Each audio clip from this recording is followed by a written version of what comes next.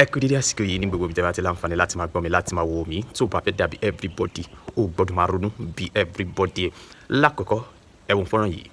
Ìwọ Sunday Igboho sà ọmọ aládìkún gbogbo ẹni tó bá dùn fẹ́ di ọ̀rọ̀ nítorí yóò fòrò ara rẹ̀ gbé eégún agúnrú ẹni bẹ́ẹ̀ sọ́nù àtọ̀rìn àtòrú ẹni bẹ́ẹ̀ sí kò tó ìgbà tiẹ̀ yìí asán o ìgbà tiẹ̀ yìí asán o ògùn burúkú tó ní mú ọmọ gbogbo ẹnikẹ́ni sẹ́ èèyàn kéèyàn tá a bí nínú obìnrin tàbí tá a lọ gbé jáde nínú ìyá rẹ̀ tó bá ní pé bọ́ọ̀ ṣe fẹ́ tú wa sílẹ̀ nínú oko ẹrú tó ní tó fẹ́ gbà wá sílẹ̀ nínú ogun àwọn kidnapper ní bandit ní agbénipa ní agbénisowó ní ajínigbé ní tó ní pé bọ́ọ̀ ṣe fẹ́ gbà lẹ̀ pé inú wọn ò dùn inú àfọwọ́yí nìkan kì í dùn nàbí mọ̀ kú inú wọn ò ní dùn. Nigerian economy is going down because of these Fulani people. They are migrating from Nigeria to Central Africa to Cameroon.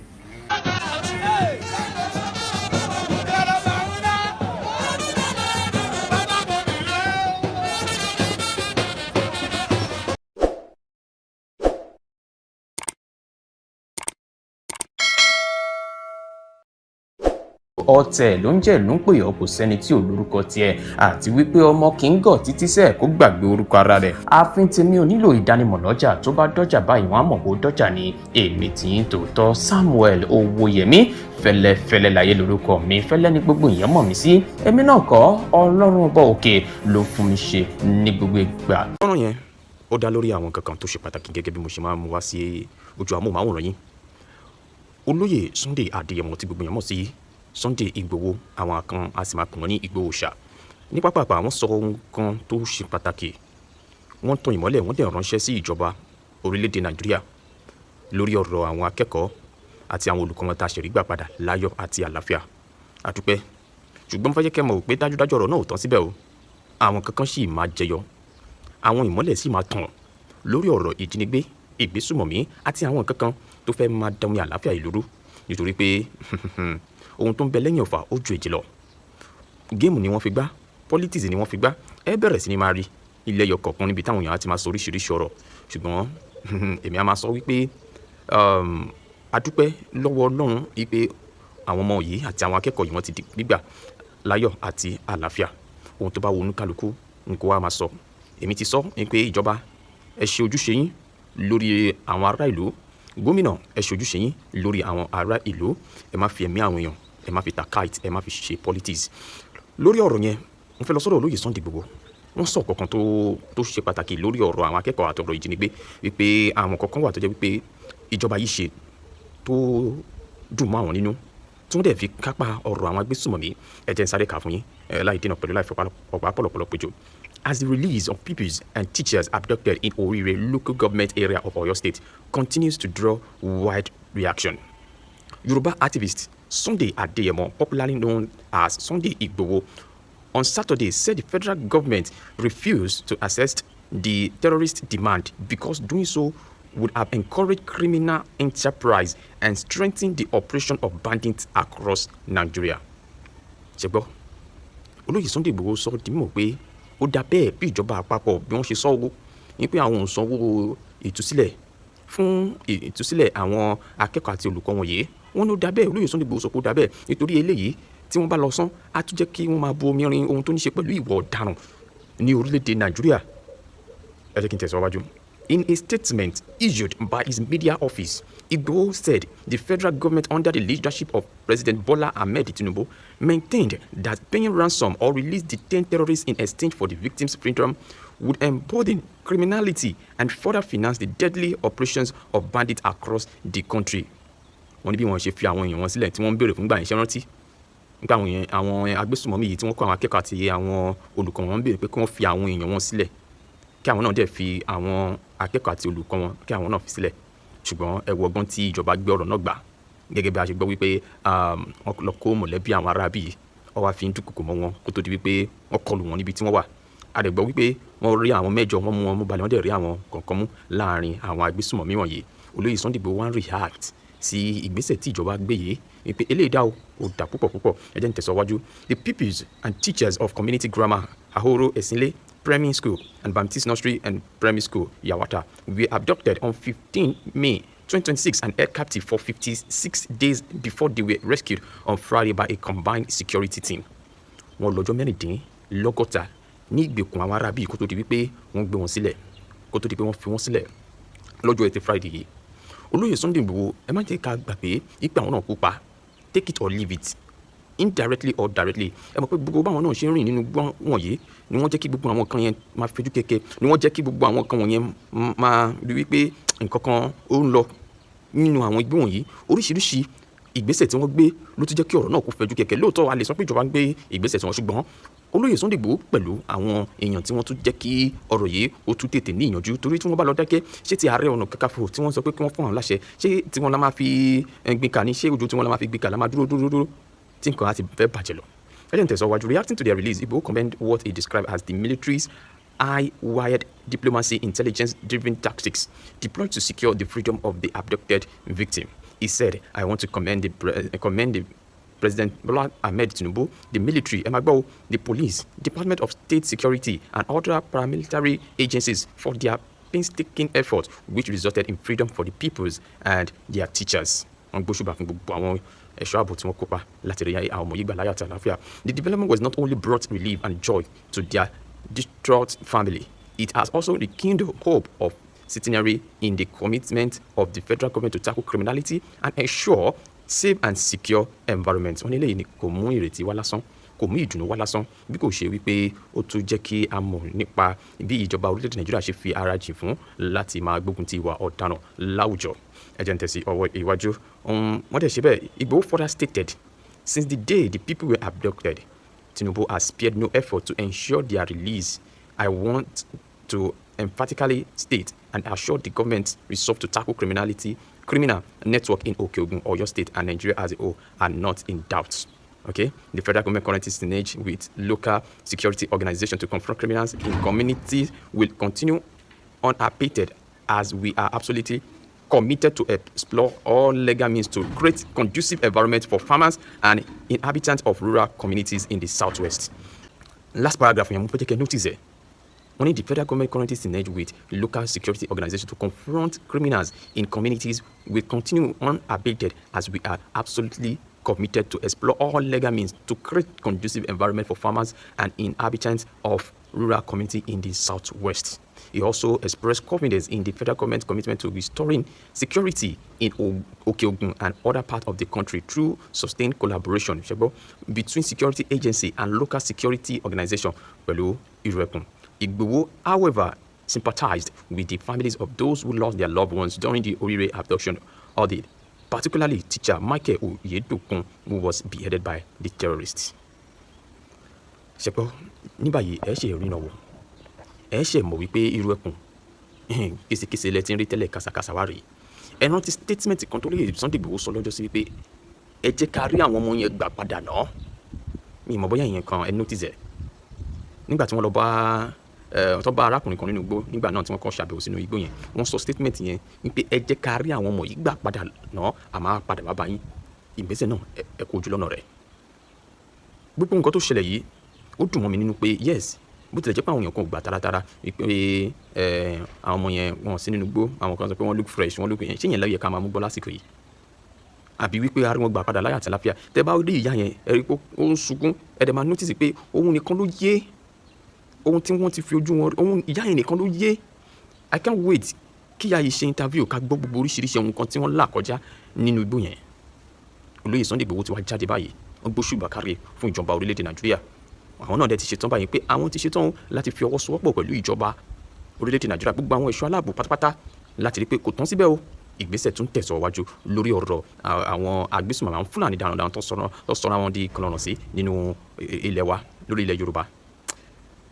Tó bá fẹ́ dàbí everybody o gbọ́dọ̀ máa ronú bí everybody. Mi ò ní fẹ́ dá yín lágara ọ̀rọ̀ gbogbo ohun tí ẹ bá rí sí ìjọba mi fi ránṣẹ́ sábẹ́ comment section gẹ́gẹ́ bí ṣe mi mo tún lálejò tó sọ̀rọ̀ nípa olóyè Sunday Igboho. Ẹ̀yin tí bá Gani Adams ẹ máa sọ lọ o ẹ máa sọ lọ tó bá jẹ́ pé ó tẹ́ yín lọ́rùn bí gbogbo ẹ̀ ṣe ń lọ tó bá jẹ́ pé ẹ fẹ́ dákẹ́ ẹ máa sọ lọ. Lórí ọ̀rọ̀ Àgbàlá Gabriel máa kọ́kọ́ mú èèyàn kan tó sọ̀rọ̀ Àgbàlá Gabriel wá fún yín kí n tó lọ darapọ̀ mọ́ ẹni kejì tó sọ̀rọ̀ nípa olóyè Sunday Igboho. Ìyà tẹ́ni fi wo ìgbésẹ̀ tí Àgbàlá Gabriel gbé lọ sọ́dọ̀ Ìbà Gani Adams ìyà tó fi wo ẹ máa wo kẹ́tù lọ sọ́dọ̀ olóyè Sunday Igboho bóyá ẹ jẹ́ ká bá wọn débẹ̀. ẹ yéèyàn ẹ jọ ń fọlọ́ọ̀ bẹ̀yìn ẹ má jẹ́ kí fídíò yìí pẹ́ rárá jẹ́ kó dọ̀dọ̀ Àgbàlá Gabriel. Àgbàlá Gabriel ó mà ṣe o mo rí yín láàyè ibi tó ń tẹjókòó sí tó ń ti bóyá interview lẹ́ ń ṣe ni tó ń ti ń parọ́ fún yín tẹ́yìn náà mi rí eléyìí tó ṣe mí ní kàyéfì àti eléyìí tó jọ mí lójú ń bẹ̀ ni wípé wọ́n sọ̀rọ̀ débi ọ̀rọ̀ èmi pé ó ṣe fídíò bó sọ pé àwọn sáàbí nǹkankan ẹ wá fọwọ́ lọ́wọ́ ẹ wá mi rí wọ́n tún sọ pé wọ́n ti olóyè Sunday Igboho bóyá àwọn tó fún lówó pé kankan ọjọ́ táwọn èèyàn kan jáde sí yín tó ní ẹ jí owó jọ ẹ ń bá àwọn èèyàn sùn pàápàá ọmọ kan jáde lọ́jọ́ náà tó sọ pé ẹ bóun sùn pé nǹkan mo jáde láì rí yín rí mo ní ti yín ò rí bẹ́ẹ̀ mo lẹ́ẹ̀lẹ̀ ṣe bẹ́ẹ̀ ṣe fún mi lówó lọ́jọ́ náà ni ẹ fún mi lówó mi lè béèrè owó lọ yín ṣé mo ní nọ́mbà yín mi ní nọ́mbà yín bọ̀tì bọ́lọ́run bá ṣe darí mi lèmi ṣe máa ń ṣe mí ìfẹ́ yàn jẹ ni gbogbo nǹkan tí ìbáwò kéèyàn gbé lórí tó bá ti mú àbòsí kúnṣẹ́ àwa máa ń takò pé ẹ wá kì í ṣe báyìí gbogbo ìrìn àjò yín lọ síbẹ̀ yẹn jẹ́ kí n mọ̀ pé ẹ rí ẹ gbọ́ Ọlọ́run ò pè yín tọ́lọ́run bá pè yín ni a máa jẹ́ kẹ́ gbọ́ tọ́lọ́run bá pè yín ni ẹ máa rí lẹ́yìn ojú tẹ́ fẹ́ fi fokọ́tà Àgbàlá Gabriel kò sí kankan tẹ́ rí torí tẹ́ bá rí ẹ̀dẹ́ ni ìbímọ tẹ́ bá rí téèyàn bá parọ́ fún yín ẹ mọ̀ ọ̀rọ̀ tí mo sọ kò sí rọ́ńbẹ́ tẹ́ bá dẹ̀ ríran dáadáa ẹ mọ̀ ǹjẹ́ olóyè Sunday Igboho kógun lọ sí Ìgbòho rí ẹni tẹ́ jókòó tì í kógun lọ sí ìlú bàbá ìlú bí tó ń claim yóò kógun lọ síbẹ̀ wọ́n pààyàn bẹ́ẹ̀ abẹ́ ẹ rí kálẹ̀ rí ni ẹdẹ́yàn bímọ ni ẹni jókòó tì Àgbàlá Gabriel ẹ lọ kọ́ṣẹ́ mọ́ṣẹ́ ìránṣẹ́ o téèyàn bá sọ pé òun fẹ́ dábí irú wọn máa ń dalábùkù ni o àti pé ọ̀rọ̀ tó ń sọ fún yín bẹ̀yẹn èwo ló bá ìwúrí dé nú ẹ̀ èwo ni ìwúrí ẹ̀yin gan ọ̀tá à ń dá yín mọ̀ Ọlọ́run á tó àṣírí yín kò ju ọ̀sẹ̀ méjì o tẹ lọ sọ́dọ̀ olóyè Sunday Igboho tẹ gbowó mẹ́ o ẹ tún lọ síbi wòlíì lẹ́pẹ̀rẹ̀ yín o wòlíì ni o oníkálukú yín lẹ máa ránṣọ àbùkù yín fúnra yín lẹ máa wọ̀ eléyìí tó ń sọ̀rọ̀ lójú yín yẹn òun fúnra ẹ̀ rí pé òun ní tẹ́lẹ̀ aṣọ àbùkù tó rán èèyàn lọ sínú go fly drone òun rí fa wọ́n wá ń sọ fún yín bẹ̀ ẹ wá ń mirí ẹ dìde kẹ́ sọ pé ohun èèyàn lóhun Ọlọ́run ohun Ọlọ́run lóhun èèyàn tọ́táyé ò bá fẹ́ èèyàn Ọlọ́run ò fẹ́ ṣe bẹ́ẹ̀ ka Bíbélì ohun wa yìí lóhun Ọlọ́run táyé bá ti ń ṣe Ọlọ́run á ní kí Ọlọ́run bá àwọn màláìkà bẹ́ẹ̀ ni tọ́lọ́run ò bá fẹ́ èèyàn ẹni wọn á máa takò tọ́lọ́run so ẹ̀yin náà wà lára àwọn tó ń sọ pé lè tó lóye Sunday Igboho ń ṣe báyìí kì í ṣọ̀nà Àgbàlá Gabriel Ọlọ́run á dá fún yín àwọn ọmọ ọjọ́ yín mi rò bóyá lélẹ̀ tó lè bá yín sòótọ́ nú ẹ̀ fly drone explosive ẹ wò ṣe within a month tó lóye Sunday Igboho bẹ̀rẹ̀ yìí ẹ wò ṣe tó ti ṣe ńlẹ̀ Yorùbá o ariwo tẹ́ ń pa obìnrin lásán tó wá gbé yín jókòó ẹni ẹ rí ẹni Ọlọ́run bùn yín lẹ́bùn kẹ́ rí ó bùn yín lẹ́bùn kẹ́ gbọ́ ẹ wá jókòó tiẹ̀ gbóòórùn lára ẹ ń ṣe yàn Ọlọ́run Àgbàlá Gabriel you are not a man of God like seriously orúkọ tó ń pè yín gbà yẹn gbogbo ẹ òun lẹ ń jẹ tí n bá rá àwọn fídíò yẹn má tàgẹ mọ́ mi mo fẹ́ repost yẹ padà ẹni bí ni yín èmi ni mi rí ni mi mọ̀ mi dá yín mọ̀ dáadáa ni Ọlọ́run dá fún ẹ. àwọn èèyàn mú mi lọ́wọ́ ni o má sọ̀rọ̀ wọ́n dẹ̀ ní orò má sọ̀kò eléyìí tó ń gbé dání kóhun jù if not so gbogbo kan tí mo ń sọ mo ní ó yà fún kì í ṣe pé mo kàn ń lanu bóyá ọ̀rọ̀ ń jábọ́ ìlara ni wọ́n ń ṣe wọ́n ti gbàgbé tọ́lọ́run bá ràn yàn ń ṣẹ́ á bá yàn débẹ̀ ẹ wá lọ́rọ̀ ìyànjú tẹ lè gbá ṣé ebi náà nìyẹn ṣe bẹ́ẹ̀ láwọn tó more than 50 sí ṣọ́ọ̀ṣì ṣé ṣọ́ọ̀ṣì ṣé kò tà mọ́ ni tẹ fi jókòó tẹ fi ń gbọ́rọ̀ tó dọ̀tí wòlíì mélòó lẹ rí bẹ́ẹ̀ ẹ̀yin la rí lébi ilẹ̀ wá kiri yìí ṣé ẹ bísì ni ẹ bá mi bí Àgbàlá Gabriel ṣé kò bísì ni ẹ máa pọnmi fáwọn ṣọ́ọ̀ṣì wọn máa wẹ̀ lọ́ọ̀dì táìmù kan tó wẹ̀ tán alẹ́ àtìlẹ́ ọjọ́ kejì ẹ ní kó tún ṣan ẹsẹ̀ ọjọ́ kẹta ẹ lè ní kó ń gẹrun wọn wá ọjọ́ kẹrin ẹ lè ní kó ń tún ṣe nǹkan kan ẹ máa bísì wòlíì máa ń bísì ni wòlíì mélòó lẹ rí tó ń rìn kiri báyìí. èmi bẹ̀rù yín tẹ́lẹ̀ ni mo ti rí bọ́lọ́hún ò pè yín so bọ́lọ́hún ṣe pè yín tábà kàn yín lábùkù kò bad ẹni tó ń parọ́ wọ́n ní kí ẹni tó ń parọ́ ó gbé yín jókòó báyìí ó tún parọ́ fún yín I need more than 500 àbí kan ẹ lọ gọ́ọ̀gù náà mo sọ̀rọ̀ fún yín ẹ lọ gọ́ọ̀gù kẹ́ lọ wo nǹkan tí mo sọ ọ̀rọ̀ mélòó wọ́n dẹ̀ sọ pé ènìyàn ojú 30 years bẹ́ẹ̀ ni torí pé bàbá yín ò dára nù ọmọ kékeré ni mí but ìyá ọmọ tó bá wà ní SS2 as at then so kẹ́ wá sọ pé kò mọ̀ tún ẹ̀yàtọ̀ sósì yàrá sure. ẹ̀tún ní túmọ̀ nù gbó òṣìṣẹ́ ọwọ́ ní túmọ̀ àlèdè òyà ní túmọ̀ obìnrin yà abiyamọ ò ní fún gbàjámọ́ ọmọ rẹ̀ kọ́ mọ́ tu ẹ wá níbi nǹkan bá ta kókó tó dí kókó ọlẹ́ni tí tu àkàndá ló rọrùn lẹ́nu bíi tejò àjàwọ̀ àró irúnmọlẹ̀ padà bọ̀rùn míyàn mo kí gbogbo ọmọ kóòtù òjìrì bí pátá ńlẹ́ lóko lódò lẹ́yìn òde àjíǹde àrọ́ máa jẹ́ nbí òní báyìí ìbànújẹ́ òní kàn yín àṣìṣe òní báyìí pawọ́pọ̀ ṣe nínú ọ̀rọ̀ ìdílé yín ọ̀rọ̀ ìgbésí ayé yín lágbára Ọlọ́run àti kíra wa pa kú oríire à ń tẹ́ tó fajá òsín bẹ̀ àwọn ọmọ yáwọ́ ta ìṣẹ́ẹ̀lẹ̀ ahoro wọ́n ti gbòmìnira wọ́n wà nílé ìwòsàn tiléeṣẹ́ ológun wọ́n ń fara nísinmi wọ́n gbà tọ́jú lọ́wọ́ gómìnà Ṣèyí Mákindé ní àwọn òwò wọn fódìdí wákàtí 48 lẹ́yìn ìgbà náà àwọn ó sọ pé kíléeṣẹ́ ológun kí wọ́n fà wọ́n lé àwọn lọ́wọ́ èyí ò ní pé kí wọ́n fà wọ́n lé ìjọba ìpínlẹ̀ Ọ̀yọ́ lọ́wọ́ bóyá lọ́jọ́ ajé àwọn wá ṣe àsopọ̀ bí wọ́n ṣe darapọ̀ pẹ̀lẹ́bí wọn bí wọ́n ṣe darapọ̀ pẹ̀lú ya bí wọ́n ṣe darapọ̀ pẹ̀lú bàbá báwọn lọ́kọ bí wọ́n ṣe fojú kan ọkọ wọn padà gómìnà sọ wípé ọmọ kékeré kan bẹ́ẹ̀ tí ń pariwo ìyá òun ìyá òun ìyá òun ẹ gbọ́ ẹgẹ́sìn kẹsẹ̀ ní tàpá ta ni wọ́n kiri bọ̀ níkùn tí ò ní fàbínú yọ ọmọ ọdún 2 láyé ìgbà tiwa ó wà lẹ́nu ọyàn àwa ire odidi ọdún 3 gbáko ńlá imú láyé àyà wa àyè lọ́dà yé ìbò tẹ́ ń dojú egbò délẹ̀ àwọn ọmọ ìsẹ̀yìn ọ̀fẹ́ fọmọ lọ́yàn mọ́ ẹ̀fọ́ ọmọ lọ́yàn ẹ̀fọ́ ọmọ lọ́yàn ẹ má gbọ́yàn lẹ́nu ọmọ oṣù kan ẹ̀fọ́ ọmọ lọ́yàn mú o ẹlòmí àlọ́ òlé fọmọ lọ́yàn jọ oṣù 6 lọ mi ò lè jẹ́ kọ́ mú mi ó dà wálẹ̀ okú ìyà bàbá máa fún wọn lọ́yàn dáadáa ọ̀rọ̀ ẹnu rẹ̀ adá sáká àwọn èèyàn gbọ́ mi wá ní Mr. Awikonko ọ̀rọ̀ dá sáká lẹ́nu yín wọ́n mú yàn pé ni mọ́ mi ròyìn gbà náà ìmàmọ́ gbé àpótí wá bá wọn pé mú yàn ń mú mú mo kí gbogbo àwọn òbí àwọn ọmọ kéékèèké ìpa ẹkú oríire ẹkú ìwọ̀nà ẹkú aráyá ìbànújẹ́ ò ní dàpọ̀ mú mi ayọ̀ yín láṣẹ Èdùmàrè oríire tó wọlé kò tún jáde mọ́ lágbára Ọlọ́run ṣé àgbàgbé bí ọba nídìí obìnrin kì í jẹ́ kúmọ́lú àwọn gbọ́dọ̀ bíi mélòó kan bẹ ta fẹ́ béèrè lọ́wọ́ gómìnà ìpínlẹ̀ Ọ̀yọ́ onímọ̀ ẹ̀rọ Ṣèyí Mákindé lóòótọ́ lánàá ńgbà tí àwọn akin ọmọ iléeṣẹ́ ológun wà nínú igbó wọ́n ní gómìnà bọ̀rọ̀ campaign lọ Bauchi ìyá ronú ọmọ ń roka òkú ọ̀pápọ̀ mọ́yàwó òkú retẹ́ ìyàwó gba ṣọ́ọ̀ṣì lọ ntọ́ bá kọ́lá wọlé ọ̀bá kọ̀rọ̀ dé àrùn tí ń ṣe lè ń bájẹ́ ọ̀sọ́mọ rẹ̀ lè ń bájẹ́ ń sunkún owó ọmọ ń sunkún ọkọ̀ kóńkó jábélé ẹ̀rí ayé bí ẹlẹ́kùn ti ń sunkún láláyọ̀ ti ń yọ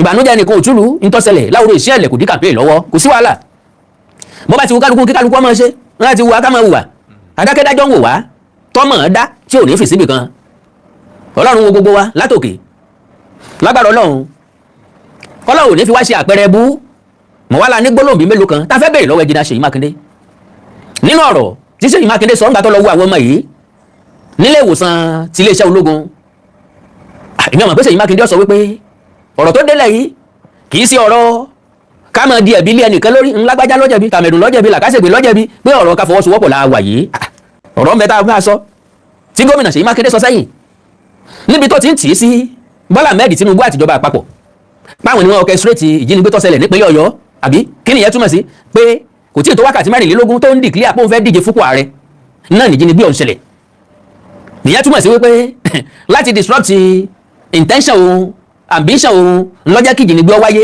bóyá wọ́n mọ̀ bóyá ìjọba àpapọ̀ ló jí ọmọ gbé àwa náà rọ́ọ̀sì Ṣèyí Mákindé náà pé kọ́mọ̀ ìjábọ̀ náà lọ́fẹ́ fi ṣòṣèlú láti bá ìjọba àpapọ̀ ló kọjá gbogbo síbi tá àrùn lọ ẹni tó bá fẹ́ parọ́ ló kù àtàwọn àtẹ̀yìn kájọ òró sọ̀tún àjọ òró sósì pé máa ń ṣàkókò ìdí ọjọ́ gàtẹ́ kọjọ́ gàtẹ́ eégún àtiró wọlé èèyàn àtiró yan jáde ẹ bá jẹ́ ìtọ́jọ́ ọlọ́gbọ́n yọ ọmọ wípé eégún àtiró tó wọlé òun ó ṣeé ṣe kójú òlè èèyàn àtiró tó jáde yìí àti pé bá a bá bájá lẹ́nu sà tọkànra mọ́ tí ń fa ìkùrà tí ń dẹ́ bí èèyàn bá jẹ́ tó ní làákàyè tọ́lọ́gbọ́lọ́ pípé tó ní ọgbọ́n ó yẹ kó mọ̀ wípé bájá yìí ọ̀bá lé nǹkan débẹ̀ ó kẹfì nǹkan bẹ̀ báwa ìbá sọ ọ̀dọ̀gbọ́n òye yẹ mi páàkì ń sòmùgọ̀ Ọlọ́run ó kẹwa ó fún wa lórí ọ̀fẹ́ bíntín bí ò tiẹ̀ pọ̀ ìyẹn túmọ̀ sí pé ntọ́ bá mú mi tí ń bá ronú bọ̀ náà bìkan lọ àwọn ọ̀jọ̀gbọ́n kan náà tó ronú bá mi lọ wọn ò ní fi ronú ọ̀hún sọ́wọ́ èmi àgọ̀ nìkan sẹ́yìn mo ti ń béèrè pé question bẹ láti béèrè lọ́wọ́ Ṣèyí Mákindé kí ló dé tó ní confident pa máa ráwọn ọmọ mi gbà láyọ̀ àtàláfíà ẹ farabalẹ̀ bí ìyàwó tó fọwọ́ bẹ̀ dájọ́ number 1 ìpínlẹ̀ Bauchi ní Ṣèyí Mákindé wà ń gbà tí wọ́n rescue àwọn ọmọ yìí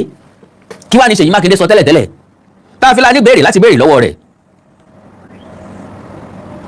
now bẹ́ẹ̀ bá gbàgbé ọ̀rẹ́ wa good morning daddy Peter Obi ńgbà tó wọ́n bọ̀rọ̀ jẹ́ ó ní could you believe pé Ṣèyí Mákindé ò tí ì receive call látọ̀dọ̀ president Bọ́lá Ahmed Tinubu lórí àwọn ọmọ tí wọ́n jí kó láwùrọ̀ ìṣẹ̀lẹ̀ bẹ́ẹ̀ bá gbàgbé èmi àkàndọ́rọ̀ Awikonko wá báyìí mo ní ìjẹ́jẹ́ mọ̀ wípé officially Ṣèyí Mákindé ó sọ fún Bọ́lá Ahmed Tinubu pé wọ́n jí ọmọ kó Ṣèyí Mákindé dúró pé ó yẹ káàrí ó ti gbọ́ báàrẹ́ bá wá gbọ́ ó yẹ káàrí ó lè kí òun pé òun kó ọ̀rọ̀ ọmọ meanwhile bí ìṣẹ̀lẹ̀ bá ṣẹlẹ̀ bẹ́ẹ̀ níjọba ìbílẹ̀ yóò bá ní bíṣọ̀bù yóò dégbò olúgànbí là ké sí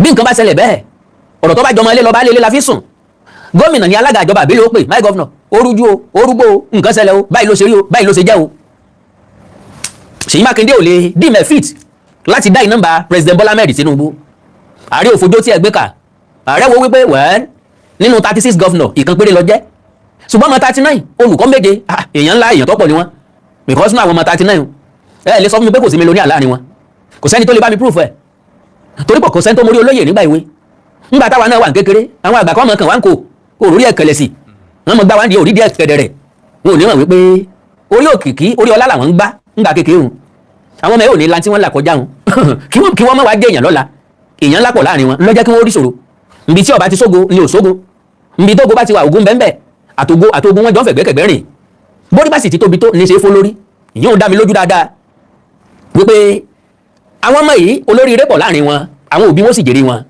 alright mo wá wíńgbà náà mo ní ẹnjìnà Ṣèyí Mákindé sí ọ̀fọ̀rọ̀ yìí ṣòṣèlú ẹgbọ́n nǹkan tí Ṣèyí Mákindé sọ Ọ̀yọ́ school abduction came hours after my 2027 presidential declaration èyí ò Ṣèyí Mákindé lọ sọ bẹ́ẹ̀ Ọ̀yọ́ state governor Ṣèyí Mákindé on Friday ìyẹn lánàá òde yìí o lánàá tí ń sọ ní Bauchi nu o kò sí ìmọ̀ pàdé àwọn ọmọ òun gbà jáde ṣe statement yẹn yẹ lẹ́nu ẹni tó jẹ́ chief security officer of a state Ṣèyí Mákindé tó ti lọ ọdún mẹ́jọ lọ lórí ipò tó wà gẹ́gẹ́ bí gómìnà Ọ̀yọ́ state governor Ṣèyí Mákindé on Friday said the abduction of pupils and teachers from Orire local government area occurred just hours after he declared his intention to contest the 2027 presidential election. Mákindé made this remark while addressing a meeting with Bauchi state governor Bala Mohammed and leaders of the Allied People's Movement in Bauchi, ẹgbẹ́ òṣèlú wọn APM nù. Recalling that Oyo had not recorded a similar incident during his 7 years in office before the May 15 attack. Ní tí Ṣèyí Mákindé ń gbìyànjú àti sọ ǹgbẹ́ láti ẹjọ́ tó ti wà lórí àlééfà o irú ìṣẹ̀lẹ̀ bẹ́ẹ̀ ò ṣẹlẹ̀ rí kí ló wá dé tọ́jà pé ó ń kéde interest òun bó ń fẹ́ dupò ààrẹ ní wàhálà wa wọlé wẹ́rẹ́ wọ́n fẹ́ fi kíní implicate òun ni ẹ wòlé ayé báyìí agbọ́nsẹ́ oyínsẹ́ sójú olóko déédéé wú lásán ni àwọn kan rò wípé ìjọba àpapọ̀ fẹ́ fi bókọ Ṣèyí Mákindé jẹ́ àwa kan rò wípé Ṣèyí Mákindé fẹ́ fi bókọ ìjọba àpapọ̀ jẹ́ èmi ò sínú ẹni tí ó torí babẹ́ agbádá láti sọ̀rọ̀ tàbí tí wọ́n sọ̀rọ̀ tí wọ́n pè ń wí bẹ́ẹ̀ mọ́ èrò ọkàn wa ni gẹ́gẹ́ bí èèyàn ẹlẹ́ran ara ìwọ náà rò bẹ́ẹ̀ bọ́ọ̀ bá dẹ̀ lè rò bẹ́ẹ̀ Ọlọ́run kẹ́ ọ. So he said and I quote, for 7 years we didn't witness anything like this in Oyo state. I declare odò mi tètè extract fídíò yẹn jáde ongangan ní bá play. I didn't witness anything like this in Oyo state. Máa padà lónú program mi. I declared to run for presidency of Nigeria at 4 o'clock and by 9 a.m. the following morning the children were abducted. My lovely brothers and sisters, ǹjẹ́ ọ̀rọ̀ yìí ẹ̀kọ́ jáde lẹ́nu gómìnà ìpínlẹ̀ chief security officer inú state kan. Alright, hours after Ṣèyí Mákindé's remark in Bauchi, the presidency announced that all the victims had been rescued after spending 56 days in captivity. The presidency said the victims were freed during a joint operation involving the military, the Department of State Services, and the police, with 8 suspected Ajinigbe arrested and others neutralized.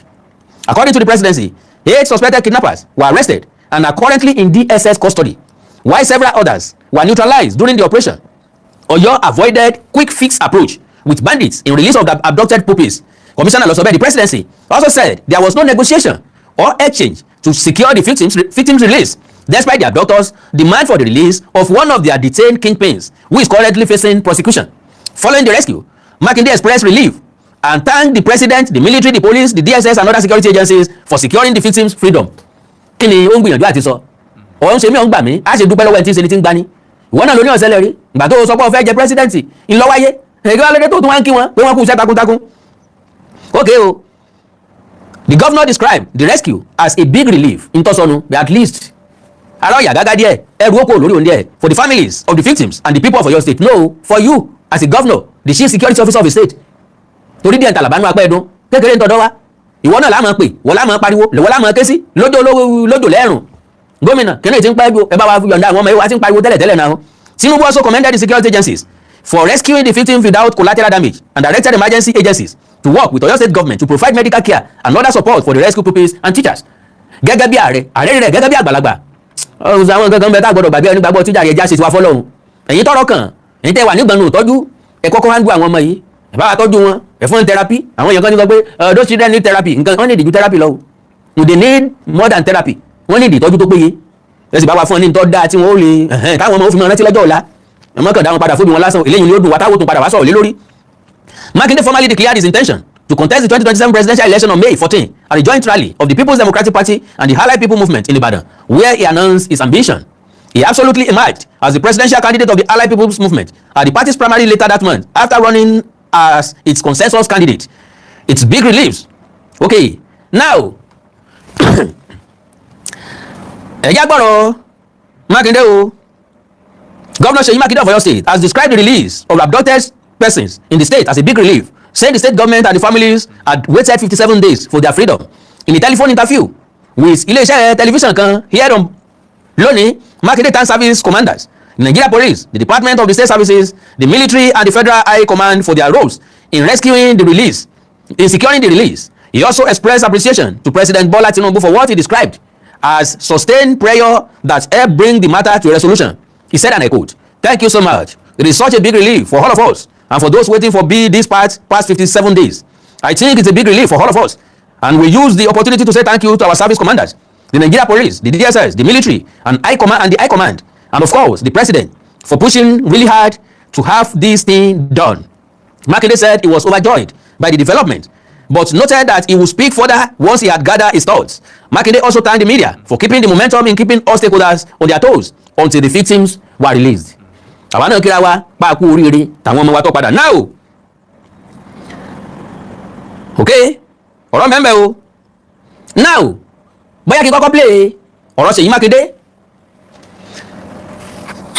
Ká tó wá treat ọ̀rọ̀ Peter Obi tó ní, can you imagine, presidency ò tí ì pe Ṣèyí Mákindé, yóò bá ní bókè ọ̀bá lọ bá mọ̀ọ́mọ̀ mọ̀ fún ẹ̀rí bókè. Èèyàn méjì ò kì í jẹ̀bi kíkí. Bọ́ bá ní lágbájá ò kí mi tàbí tàbẹ̀dù ò kí mi, wọ́n ní kí ló dé tí wọ́n náà kọ́kọ́ kí. Bí ò bá kọ́kọ́ kí ọ, tí wọ́n bá kọ́kọ́ kí kò sí ní tó burú ń bẹ̀. Káró sọ mọ́dí, káró di máa sọ kídi ọmọ ti gbófo. Sèfínì, wọn ìjìjà kíkí. Now, ẹ máa gbọ́ o, after the Oríire rescue, is Ṣèyí Mákindé still waiting for the presidential phone call? Ṣèyí Ọládẹ̀jọ ọlọ́kọ́, Lagos APC chieftain. Ọ̀rọ̀ kì í bẹ̀ ló jẹ́ kí n mú wá. Kò sọ̀rọ̀ tí mo mú wá tí ò ní túmọ̀. The successful rescue of the Oríire abductees is a moment of relief for every well-meaning Nigerian. We rejoice with the parents, families, and the peoples of Oyo State whose prayer have finally been answered. We salute the gallant officers and men of our security agents whose courage, professionalism, and painstaking intelligence-led operations made the rescue possible. But beyond the celebration lies a political question that Governor Ṣèyí Mákindé owes Nigerians to answer. Ìbéèrè tí mo wá béèrè lọ Ṣèyí Mákindé rèé. Because nígbà tí mo sọ bẹ́ẹ̀ ń jó ní comment section ẹnìkan ti sáré ta sí mi, Mr. Wikogo, why you talking like a kid? Tí ò bá tí federal government ò bá wà aware, ta ló ń correct, ta ló ń control àwọn ọlọ́pàá, ta ló ń control sọ́jà? That means president wà aware nìyẹn. Mo ní president wà aware. Ó yàtọ̀ sí wípé wọ́n inform presidency formally. Òkú tí ì ṣe tẹ́ni ọ̀dọ́ tọ̀fọ̀, iṣẹ́ tí wọ́n bá bẹni sí tó ti yìn ní rìn, èyí tí wọn ò pe ní síta jẹ́ tó ti yà ní rìn. Kọ́ọ̀sì dìmáàndì kí Ṣèyí Mákindé ó kí fóònù mọ́lẹ̀. Hello sir, my president, ìṣẹ̀lẹ̀ báyìí la mọ̀ rí nípínlẹ̀ Ọ̀yọ́ o, ẹ dákun o, ẹ gbà wá o. Ẹ má tó nígbà náà lásán àfọ̀rọ̀ lọ, ẹ gbà wá o. Ìyẹn ni pé wọ́n sọ formally, bọ̀ kẹ́yìn ọkàn máa sọ ọ̀fẹ́ ṣènáwó nìsín, wọ́n sọ wípé ẹ̀yà káwókó kó gbọ́, after all musa gbolo lórí rédíò ó ṣe, mo ti gbọ́, wọn kàn wá ní. Kọ́ọ̀sì dìmáàndì kó pè mí, ẹ ló wá Wíkóńkó, mo fẹ́ celebrate báyìí báyìí o, mo fẹ́ ṣe nǹkan báyìí báyìí o, lọ́jọ́ báyìí báyìí o, yóò wù mí kọ́ wà ń bẹ́ o, Sèfínì o invite mi nu. Bí mo ti ẹ̀ invitation, wọ́n máa gba invitation àmà onínáwó ló pè mí o, ẹ pè síta òun ló pè mí ló invite mi, wọn yọjú náà wá o. So, but beyond the celebration lies a political question that Governor Ṣèyí Mákindé owes Nigerians to answer. Is he still waiting for President Bola Ahmed Tinubu's phone call? When I said it the other time, àwọn èèyàn accuse mi bí ẹni pé mi mọ nǹkan tí mò ń ṣe, kò sábà sí nǹkan tákàn dáwọ̀ Wíkóńkó sọ tí mi ò ní reason and purpose tí mo fi sọ, tàbí tó jẹ́ pé mi nìkan ni màá wá ronú in that direction. Torí pé ìwọ lè mọ̀ wípé Ọlọ́run kẹ́ mi, ní sọ́jú bá ń lọ, Ọlọ́run fún mi lórí ọ̀fẹ́, God bless you. Is he still waiting for President Bola Ahmed Tinubu's phone call? At the height of the unfortunate incident, Governor Makinde chose to shift national attention from the plight of the victims to what appeared to be his disappointment that the president had not personally called him. Instead of inspiring confidence in ongoing rescue efforts, he succeeded in creating a needless media conversation around protocol and political optics. It was an unfortunate attempt to reduce governance to symbolism. Today, the Oríire victims are back home, not because of a presidential phone call, but because President Tinubu did what presidents are elected to do, to take action, to put in effort. Kì í ṣe láti make phone call tí ò necessary. I surface phone call. No, we don't expect that from our president. We need action, and he has shown just like that. Not because of a presidential phone call, but because President Tinubu did what presidents are elected to do: deploy the full weight of the Nigerian state against criminals until justice prevailed. The president understood that victims in captivities needed action, not headlines. But Ṣèyí Mákindé needed headlines. Yóò bọ́ níròyìn sọ̀rọ̀, àwa mọ̀ wípé inú gbó Old Ọ̀yọ́ National Park ni wọ́n wà, a máa rá àwọn ọmọ yẹn gbà padà. Ṣẹ́yìn òbí believe wa, a máa gba àwọn ọmọ yẹn padà, yóò ń dì wọ́n mú, ó ń rọ́ọ̀gì wọn, ń ṣe gbáyé sàwo, at the end of the day, kí ló ti di ọ̀gì ẹ̀ jáde? Ọlọ́run ràn yín lọ́wọ́. While political actors obsessed over who called whom, wọn Peter Obi nu, táǹpẹ́ nìkan, kí ni impact Peter Obi? Kí ni influence ẹ̀ lórí àwọn ọmọ tọ́jáde gbogbo nǹkan politics ní lọ́dọ̀ Peter Obi? Ìdí nu tí ò fi lè so lórí, tí ò fi lè lead wa Nàìjíríà. Why political actors obsessed over who called home security agencies who are painstakingly gathering intelligence, tracking criminal networks, coordinating operations, and risking their lives to bring innocent Nigerians home safely. That is leadership. The irony is difficult to ignore. Those who are busy counting missed calls, one count the missed call, contributed little to the actual rescue, while those who said less accomplished the more. Yes, of course. Kí ni Peter Obi ṣe? Tọ́nà wá lọ́wọ́ tó jẹ́ káwọn ọmọ èèyàn wálé láyọ̀ àtàláfíà? Nothing. Could you believe that Seyi Makinde has not received phone calls from the presidency? Kí ni olóhùn tẹ̀rín bí ohun gbére? The irony is difficult to ignore. Okay, this episode once again exposes a disturbing tendency among some opposition politicians to politicize virtually every national challenge. Every tragedy becomes an opportunity for cheap political points. Every security challenge becomes an avenue to manufacture controversy against the federal government. It is not needed, and that is not a symbol of a true leadership. Unfortunately, criminals do not care about partisan affiliations. Kidnappers do not distinguish between APC and PDP. Ṣé bá tí wọ́n fẹ́ káwọn ọmọ yìí ṣé wọ́n béèrè lọ́wọ́ PDP mọ́ ni ẹni àbí APC? They didn't. Wọ́n kàn taari àwọn ọmọ ọlọ́mọ sínú kínní wọ́n sì yìnbọn fáwọn tí wọ́n yìnbọn fún wọ́n bẹ̀rẹ̀ tí wọ́n dùn lọ́wọ́ òbèrè bóyá APC ní bá PDP ni.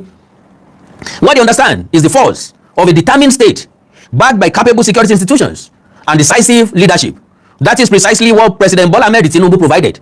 Without fanfare, he mobilized the nation's security architecture. Without emotional grandstanding, he allowed professionals to do their work. Bola Tinubu ọ̀sọ̀rọ̀ kò pé press conference kò ṣe nǹkan kan ó ṣiṣẹ́ rẹ̀ lọ underground. Without joining needless public exchanges. Mo gbọ́ tí lágbájá sọ báyìí mo gbọ́ tàmẹ̀dó sọ báyìí òní ọmọ bá ọ̀bọ Peter Obi jáwúra ní ọmọ bá ọ̀bọ rẹ̀ jẹ́ko láíláí. Bola Tinubu ti dàgbà jù bẹ́ẹ̀ lọ lóṣèlú bàbá wọn ni màmá àtàkìtì kan forí sọlẹ̀ wàhálà ayé tiwọn nu. Without joining needless public exchanges, he remained focused on one objective: the safe return of the victims. The outcome vindicates that approach. Governor Makinde's fixation with a presidential phone call now appears misplaced. Leadership is not validated by receiving ceremonial calls from the commander-in-chief. Leadership is demonstrated through effective collaboration with federal security agencies and reassuring anxious citizens why sensitive operations are ongoing. One would have expected that, following the successful rescue, Governor Makinde would publicly commend the president, the armed forces, the police, the Department of State Services, and every security agency involved in the operation. Such statesmanship would have elevated public discourse above partisan politics. Instead, Nigerians are left wondering whether the policies of perceived neglect was merely a convenient distraction. The Irewolede episode offers an important lesson to public office holders. In moments of national emergency, there are no APC victims or PDP victims. There are only Nigerians whose life deserve protection. There are no APC security agencies or PDP security agencies. There is only one Nigeria security architecture, working daily to keep our nation safe. President Tinubu has repeatedly demonstrated that security is too serious to be subordinated to partisan calculations. His administration has consistently supported every state government, irrespective of political affiliation, because constitutional responsibility knows no particular color. The successful rescue at Irewolede is therefore not a victory for one political party over another. It is a victory for responsible leadership over political theatrics. It is a victory for quiet efficiency over media sensationalism. It is a victory for substance over symbolism. Perhaps Governor Makinde now appreciates that the phone call Nigerians were truly waiting for was never from Aso Rock to Agodi government house. It was the life-changing phone call informing anxious parents that their children had finally regained their freedom. That call eventually came. It mattered infinitely more than any political conversation. As the dust settles, one thing is abundantly clear. History will remember who rescued the victims, not who complained about receiving or missing a phone call. In the end, results will always silence rhetorics. Gómìnà Seyi Makinde, are you still waiting for that phone call from Asiwaju Bola Ahmed Tinubu? Keep waiting. Tatayo Jamale. Okay. Well, ẹ já gbọ́rọ̀ lẹ́nu gómìnà Seyi Makinde o. Okay, mò ń bọ̀ ná. Ẹ já kọ́kọ́ gbọ́rọ̀ lẹ́nu ẹ̀ ń bí.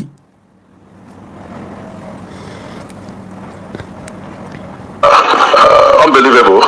When Chibok happened, it was the fault of President Jonathan. They went all over the world, asked Jonathan to bring back the children. But this happened.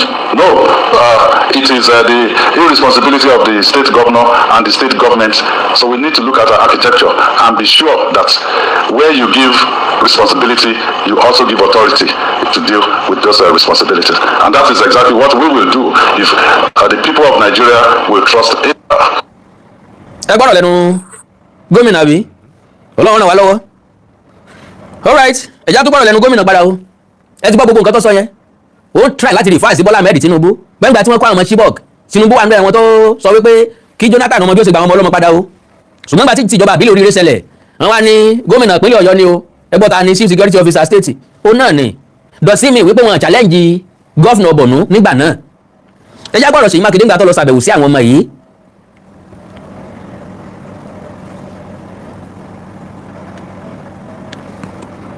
The 39 of them, also 5 of the 7 teachers.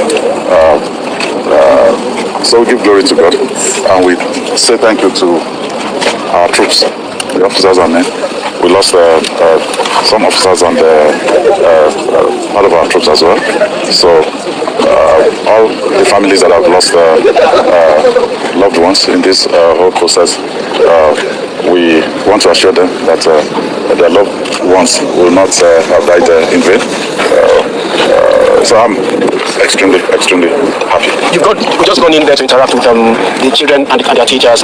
What did you take out? What's the state of mind? How are they feeling? We've not seen them, so you tell us what's their status at this particular.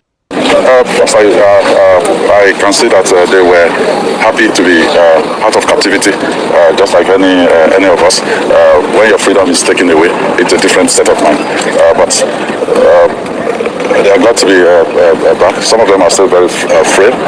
They have to do quite a bit of medical intervention, post-traumatic issues, to be addressed. But we have the team ready to do that. How soon are they going to reunite with their families? With the plan right now, we'll watch them over the next 48 hours. So by Monday, we think an assessment will be done, and maybe there will be a formal transfer from the military to the state, and then we can manage the process from that point forward. But also today, we are putting logistics together to at least bring the family members to come and see them. There's a small girl in there that basically she has been asking, where's my mom? Where's my mom? So at least we want the mom to be able to come and then see her. Is there another thing you think we need to know that you want to tell us? The what? Your final message, Well, my final message is that look, it's our country. All countries around the world, they do have challenges.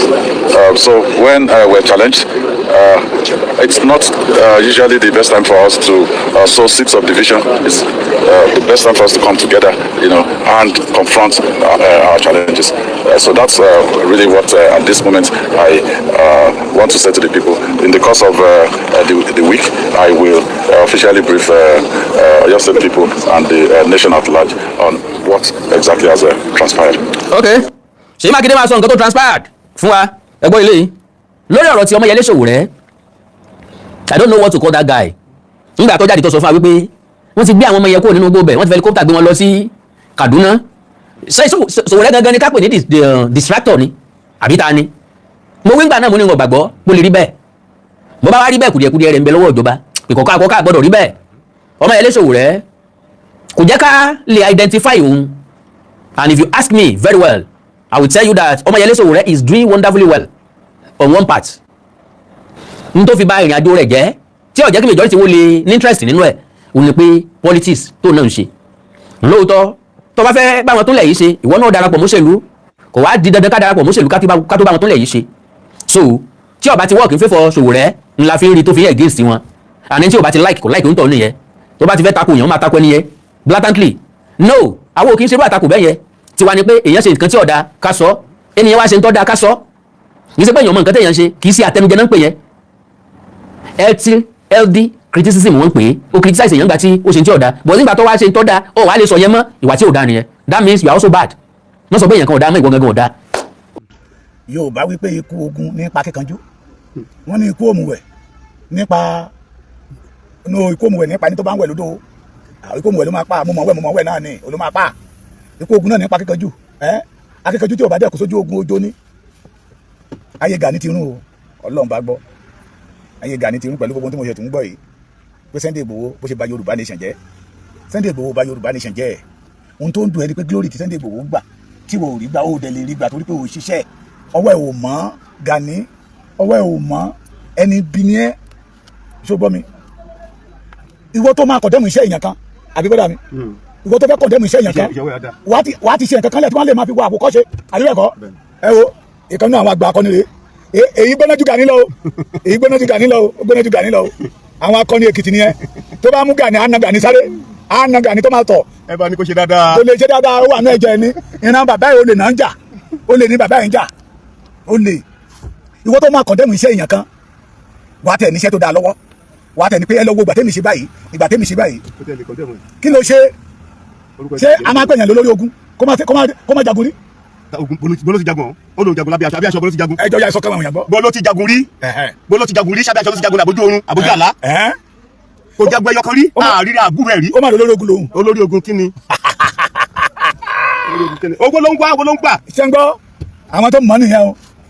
Gani lọ sójú ogun anikọ́ fún 20 million 30 million naira èló ní Sunday Igboho ti gbà lẹ́nu iṣẹ́ tó débẹ̀ yìí. ó fẹ́ fi 20 billion strategize ìwọ tó máa kọ̀ndẹ́mù iṣẹ́ èèyàn kan wàá ti níṣẹ́ kan náà tó ṣe é lẹ̀ pé lọ́wọ́ ńgbà tẹ́mi ṣe báyìí lọ́wọ́ àwòkọ́ṣe wo ni lálẹ́ rí lójú ẹ and the boy tó ń sọ ẹgbẹ́ lòun àti Sunday Igboho ẹgbẹ́ Sunday Igboho will be 54 this year nígbà tó náà máa jẹ́ bó tẹ̀tẹ̀ kó parọ́ èjì ẹni èmi mọ̀ dáadáa this year ní Gani máa pé 52 mo mọ̀ dáadáa àwọn ojú ẹ ti lè kó lára mi èmi ń tẹnu mọ́ mo mọ̀ dáadáa níbi tó fi kọ́ kápẹ́ńtà mo mọ̀ dáadáa tábánikà ká sọ correct age Sunday Igboho sì jù ẹ lọ gbogbo ẹ̀yin tẹ́ sọ wípé Ààrẹ Ọ̀nà Kakanfò olórí jagunjagun ilẹ̀ Yorùbá ni ẹ má sọ bẹ́ẹ̀ mọ́ agbára Ààrẹ Ọ̀nà Kakanfò dẹ́kìtì kò dóńdó kò dé Ọ̀ṣun kò dé Ẹ̀gbá kò dé Èkó agbára Ààrẹ Ọ̀nà Kakanfò lẹ́nu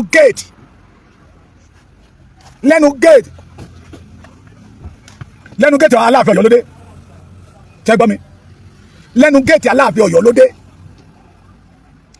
ohun tó pera ẹ̀ nítorí pé òun jẹ́ Ààrẹ Ọ̀nà Kakanfò yìí olórí ogun ilẹ̀ Yorùbá lòun Abíọ́lá òpèrè àlè olórí ogun ilẹ̀ Yorùbá wà Ààrẹ Ọ̀nà Kakanfò ni o Abíọ́lá dẹ̀ ṣiṣẹ́ tó dá sí ilẹ̀ Yorùbá bàbá wa ààrẹ prime minister wa Samuel Adégòkè Akíntọ́lá Ààrẹ Ọ̀nà Kakanfò ni wọn àpèrè àwọn olórí ogun ilẹ̀ Yorùbá ààrẹ Látòṣà gan tó ń pariwo ààrẹ Látòṣà òpèrè àlè olórí ogun ilẹ̀ Yorùbá. ṣe bó lórí ogun ni iṣẹ́ nìkan tó ń ṣìgùn fún un. now ní àgbékalẹ̀ Ọ̀yọ́ gan tó ti ń jẹ́ Ààrẹ Ọ̀nà Kakanfò àwọn Ọ̀yọ́ Mèsì wọ́n sì sínú Ààrẹ Ọ̀nà Kakanfò Báṣọ̀run sì ju Ààrẹ Ọ̀nà Kakanfò lọ ní Ọ̀yọ́ bí ipò karùn-ún ní Ààrẹ Ọ̀nà Kakanfò lọ́yọ́ bọ́ọ̀lù ṣe máa wá jẹ́ olórí ogun gbogbo ilẹ̀ Yorùbá ó ti ṣorí ibú Gani ìlara ìlú máa pa ẹ́ ìlara ẹni tó fò káàkiri ọ̀rẹ́ ìjọba ni ọ̀tá ìjọba àmọ̀ pé ọ̀tá ìjọba ni ẹ́ olórí burúkú ìgbà tó jọ̀rẹ̀ Jonathan owó tó gbàṣẹ́ bá pa ara ẹ̀ ló kó sí òun kọ́ ló fi ń fly káàkiri ìní France ìní kìnnì kankan ìní gbá òfò ló máa ṣe ọmọdé yẹn mọ́ ti jù ẹ́ lọ ẹjọ́ ṣé ìyàtọ̀ wà láàrin ọmọ ọkọ àtọmọ àlè ó yà ṣàlàyé kẹjẹ káwọn yẹn bọ. ọmọ ọkọ ó yàtọ̀ sọ ọmọ àlè ọmọ àlè máa ń túlé ọmọ ọkọ máa ń tólé ṣe. ọmọ àlè máa ń túlé ọmọ ọkọ máa ń túlé ṣe. àwọn Yorùbá ló sọ bẹ́ẹ̀. ẹ̀yin ẹnu ni mo ti ń gbọ́ báyìí.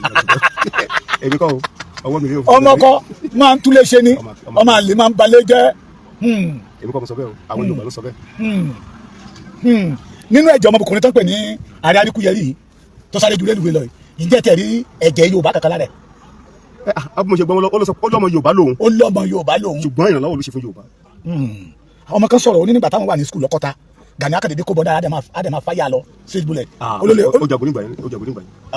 ó jagun ọmọ Yorùbá. ṣe gbógun náà. ṣe bẹ́ẹ̀ mọ bàbá Fẹ́jú Fáṣeun. bó lẹ ṣe mọ bàbá Fẹ́jú Fáṣeun. àwọn yẹn dúró rè orúkọ wọn ò dẹ̀ bàjẹ́. torí a gbọ́ pé bàbá Fẹ́jú Fáṣeun ló dá OPC ilẹ̀. gẹ́gẹ́ mo ṣe gbọ́. gẹ́gẹ́ bẹ́ẹ̀ ṣe gbọ́. bẹ́ẹ̀ ok ìgbà tó dẹ̀ máa ṣe ìpàdé àkọ́kọ́ tó máa fi OPC lọ́lẹ̀ Gani ò sí ń bẹ̀ bó ni Gani ṣe wá ń pèrè àlè olórí ológun ilẹ̀ Yorùbá ẹ dúró jẹ́ kí n bèrè báyìí náà pé ṣé ènìyàn máa ń pèrè àlè olórí ogun láì kọ́ṣẹ́ ogun níbi kankan. ìbéèrè tó yẹ kẹ́ béèrè kọ́ nìyẹn. ok ṣé ló yẹ kẹ́ béèrè pé ńgbà tó dé lórí ogun ilẹ̀ Yorùbá wáyé tí ogun ṣe ń kọ́ ọmọ Yorùbá lọ. tó dẹ̀ ó ti ní àwọn ìran àwọn Ààrẹ Ọ̀nà Kakanfò pé agbádá náà máa ń wọ̀ agbádá bọ́tí ní Ààrẹ Ọ̀nà Kakanfò Tábíọ́lá àrí kó gbé ọ̀pá dání ẹ kó máa tẹ ẹ̀pá kiri ọ̀pá igi òro àrí kí bàbá wa Akíntọ́lá náà kó gbé igi òro dání kí la lè fi pé. ó ní òun jagunjagun ohun tí mo ẹgbẹ́ ẹ̀jẹ̀ kí mi sọ tèmi o gbogbo ọmọ ilẹ̀ Yorùbá ẹ mọ̀ dìtẹ̀ ẹ jẹ́ ká bọ́ sígbó àwọn tí wọ́n ń kó àwọn ọmọ wa tí wọ́n kó wa lọ́mọ tí wọ́n kó aya tí wọ́n bá ya sọ̀rọ̀ ojú ọkọ ẹ jẹ́ ká lọ bá wọn. báyìí láti máa mọ lórí ogun. o ti tọ́ kò jù bẹ́ẹ̀ lọ. pé ká gbọ́ ná ká lọ dọ́nà wò. pété pété ọmọ bá ṣe exam la máa mẹni tó máa mú gbé first second bọ̀dọ̀ ní tí o bá ṣe exam kò bí ọmọ apáṣẹ ni bí ọmọ fẹ́lẹ̀ ní alẹ́ mọ̀. tí o bá ṣe exam kò lè pàṣẹ mo jẹ ẹ mọ̀ pé mi ò gbọ́n. nígbà tí yẹn tí o bá ṣe exam mo máa gba zero. ṣé o dùn náà kò ní zero. zero ẹ tẹ ṣe ẹ ojú ọ̀nà lẹ́wà ojú ọ̀nà lẹ́wà oh God gbogbo kìlàkìlà tó ń ṣe káàkiri tẹ bá gbọ́ interview tó ṣe ní ìjẹta ó ní ààrẹ yìí flow kì í lọ sójú ogun kó gbé kámẹ́rà dání ààrẹ yìí lọ sójú ogun kó máa fly drone Amẹ́ríkà dẹ̀ rèé tí Amẹ́ríkà bá lọ sójú ogun wọn á gbé kámẹ́rà dání wọn á ṣe gbogbo ẹ̀ dání ẹ̀gbọ́ number 2 àwọn tó wà lẹ́yìn Ìgbòho àwọn ọ̀gá ọlọ́pàá tí federal government kó sí wọn lẹ́yìn Gani ló mọṣẹ́ jù wọn lọ kò tẹ̀ jagun rí. wọ́n wá bí wàá ṣe program lọ́wọ́. bẹ́ẹ̀ ni ó lóun mọṣẹ́ jù wọn lọ ẹ má jà mí. ok ṣùgbọ́n ẹ jẹ́ ká béèrè wípé ogun wo ló ti jẹ́ ogun àbí kọ́ mo sọ bẹ́ẹ̀ yín lọ sọ bẹ́ẹ̀ o. mo yín ìṣẹ́ tí ń sọ látàárọ̀ máa sọ àdẹ́sí lẹ́yìn fún Gani. sáà mi ò sọmọ Nàìjíríà o ọmọ Èkìtì ní mi sọmọ Nàìjíríà o. ayé ẹ ti fò eléri ibú ọ̀gá mi já wa. eléri ibú àbúrò lòsì ìrònú Sunday Igboho ló máa pa ẹ́ ìrònú Sunday Igboho irú ẹkùn very irú ẹkùn belong to all the Yorubas tíantíá ni tíantíá tí ò ṣe é yí lọ́kàn padà ẹ kàn máa fẹ́ kúló lọ́rọ̀ Adéyẹmọ ni ìwé tó fẹ́ kọ̀ndẹ́mù iṣẹ́ èèyàn kan wàá ti ṣe títí ẹ kí gbogbo ènìyàn rí pé lóòótọ́ ọmọkùnrin yẹn ó gbìyànjú lóòótọ́ ọmọkùnrin yẹn ó ta bíọ́bíọ́ lóòótọ́ ọmọkùnrin yẹn akọni ní bọ́tà àrí ẹ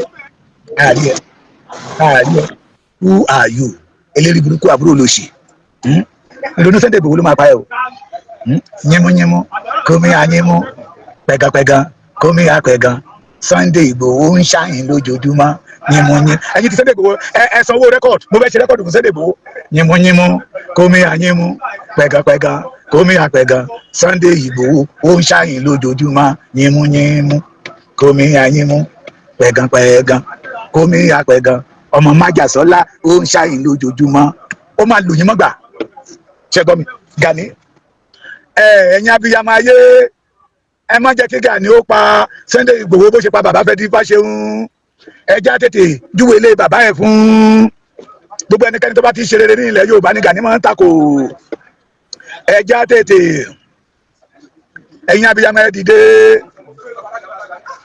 bàbá mi á dá fún yín ohun tó ṣe fún bàbá fẹ́ di Fáṣẹ̀hún kó má bàa tún ṣe fún ìran wa again olórí burúkú ni tó yí ọwọ́ bàbá yẹn sẹ́yìn ó lè ní gbogbo wọn ẹgbọ́n tí mo pè láàárọ̀ tẹ́ni yẹn sọ pé ó ní wọn gbọ́dọ̀ gbowó lọ́wọ́ olóṣèlú ṣùgbọ́n ó padà lọ gba 35 million ó lè ní Gani ó lè olórí burúkú ni ẹni tí ò ní bíbí ire tí ń hùwà bíi bíbí ire nínú ọ̀rọ̀ ẹ̀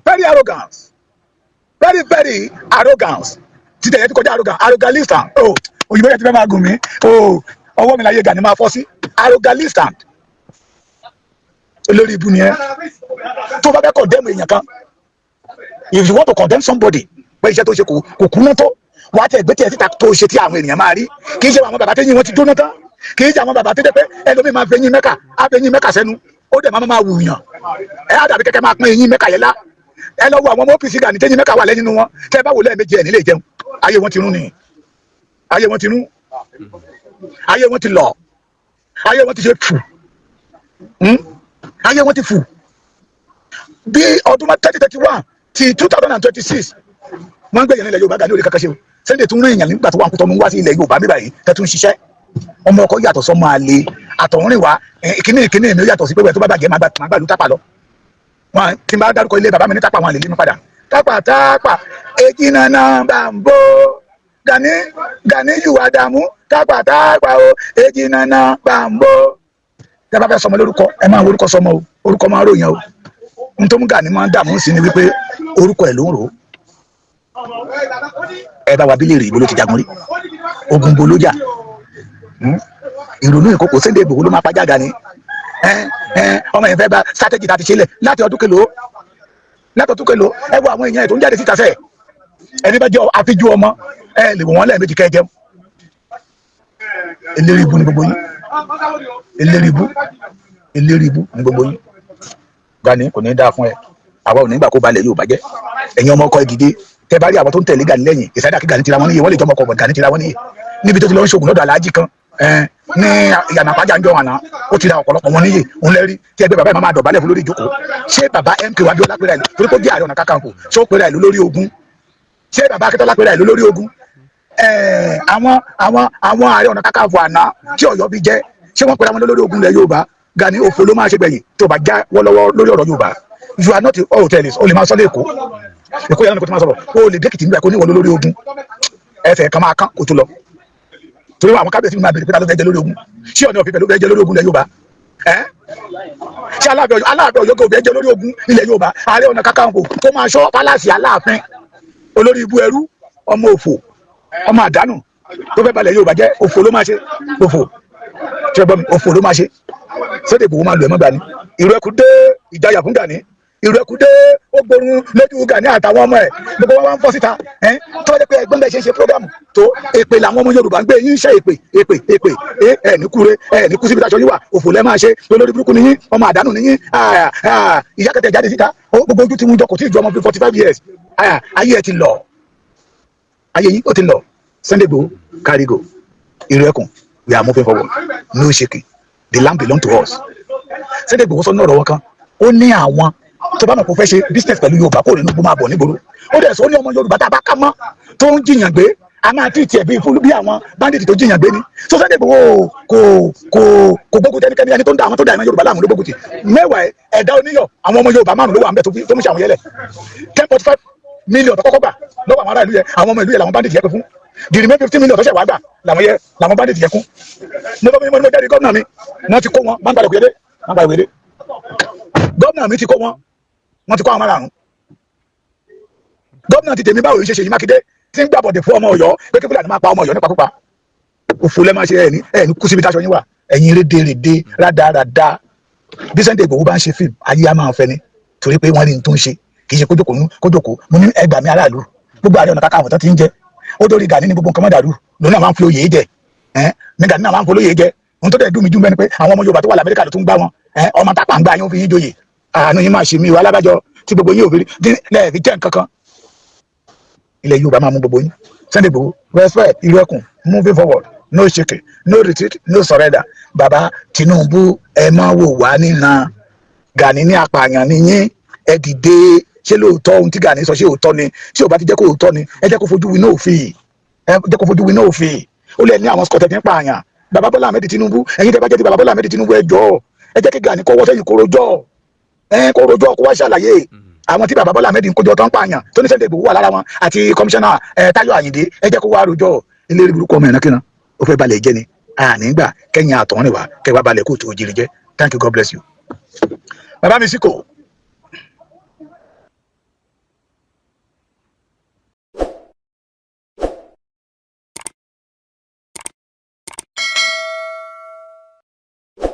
ọ̀tẹ̀ ló ń jẹ́ ló ń pè ọ́ kò sẹ́ni tí ò lórúkọ tiẹ̀ àti wípé ọmọ kì í gọ̀ títí sẹ́ẹ̀ kó gbàgbé orúkọ ara rẹ̀ ààfin tèmi ò nílò ìdánimọ̀ lọ́jà tó bá dọ́jà báyìí wọ́n á mọ̀ bó dọ́jà ni èmi tí ń tòótọ́ Samuel Owóyẹmí fẹ́lẹ́fẹ́lẹ́ láyé lórúkọ mi fẹ́lẹ́ ní gbogbo èèyàn mọ̀ mí sí èmi náà kọ́ Ọlọ́run ọba òkè ló fún mi ṣe ní gbogbo ìgbà.